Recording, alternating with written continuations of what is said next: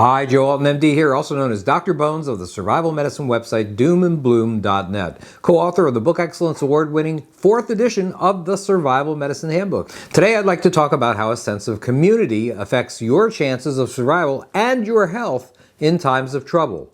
Sure, we've all seen programs that follow the adventures and misadventures of individuals in survival settings.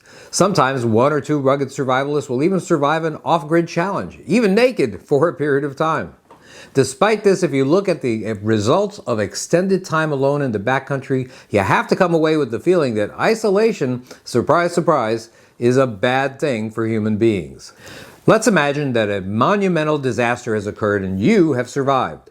The power grid's down, it's unlikely to be up again for years. You, however, have prudently stored food, medical supplies, farming tools, and hunting equipment. You're a fine, young, reasonably intelligent, and physically fit person with no medical issues. And you're sitting safe, alone in your shelter. Sounds like you figured out the formula for success, but you haven't. The problem is that one word, alone. Lone wolves are considered to be resourceful and tough, and they are for a while. Unfortunately, the lone wolf usually ends up a pretty miserable creature. Face it, wolves should be in a pack. When I talk about this topic, I always post a picture of an animal from Tasmania called a thylacine. It looks a little bit like a wolf, but it has stripes on its back, so you might know it as the Tasmanian wolf or the Tasmanian tiger. Despite the names, it's not related to either. It's actually related to the kangaroo. Why do I choose this animal to illustrate my point? Look at it and you'll see that it's not very impressive. Heck, it's not even a real wolf.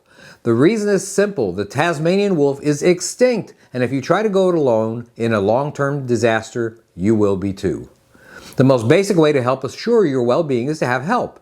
The support of a survival group, even if it's just your extended family, is essential if you are to have any hope of keeping it together when things fall apart. Off the grid, you're going to have many responsibilities. You'll have to stand watch over your property and supplies. You'll have to lug gallons of water from the nearest water source. You'll have to chop wood for fuel. You'll have to search for food. To get an idea of the situation, just fill a 5-gallon bucket with water and carry it around the block. Piece of cake? Well, I'm impressed. Now chop some wood, but do it after staying up all night outside your house while watching for intruders to your vegetable garden. Maybe you can do this for a few days, but on a daily basis for an extended period, well, don't be so sure. Just do it for one day and you'll begin to understand what I mean. For most of us, it would be the very definition of a miserable existence. Okay, Bones, what does this have to do with survival medicine? Well, it wouldn't take very long before your health would suffer. Exhausted and sleep deprived, you're going to be an easy target not only for marauding gangs of desperados, but marauding bacteria as well. Your immune system weakens when exposed to long-term stress, so you'll be at risk for succumbing to illnesses that a well-rested individual could easily weather. Division of labor and responsibility makes a difficult situation more manageable. How much easier would this all be if you had a group of like-minded individuals helping each other? It's not just a physical exertion. You can't possibly have all the skills needed to do well by yourself. For example, we're a physician and nurse practitioner team that graduated from the Master Gardener program for our state. We have a working food and medicinal garden, have ham radio technician's licenses, and have even raised tilapia in ponds. You could say we have some skills, but we've never done any carpentry, we've never made our own shelters, or raised livestock. Neither have we ever been in charge of the security of others. There are those, however, who have done these things, but could possibly use some of the skills we possess. Put enough people together with differing skills, and you have, even in the middle of a devastated city, a village. A village filled with people that can help each other in a crisis.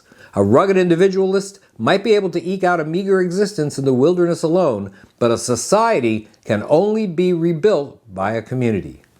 There's no time like the present to communicate, network, and put together a group of like-minded people. How many? Well, the right number for a mutual assistance group will depend on your retreat and your resources. If all these people have accumulated food, medical supplies, and other essentials, well, you've got a pretty good start.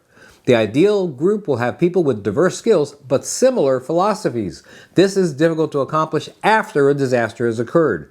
Before the you-know-what hits the fan, however, you can work to find like-minded folks that wouldn't argue every time something needs to get done. Identifying people who you can work with before a catastrophe hits pays dividends down the road. Unless you're already in such a community, you may feel that it's impossible to assemble a group like this. That's not the case. Whether online or in person, there are others who do think like you do. Start at your local place of worship, civic club, or similar group, and you will, over time, find them. It's not enough to just be in a group, however. The people in that group must have regular meetings, decide on priorities, and be ready to set things in motion. Devise a plan A, a plan B, and a plan C, and decide what trigger events would get them going. Keep lines of communication open so that all your group members stay informed. In normal times, it's easy to become complacent about this stuff, but during disasters, things can go downhill pretty fast. If your group isn't on the same page, especially about what to do if a trigger event occurred, some of your members may not make it to, say, a backcountry retreat. This results in your community losing members with important skill sets. It just takes a road closure or two to block the success of a mutual assistance group. There's more that goes into a successful survival group than just being, well, a group.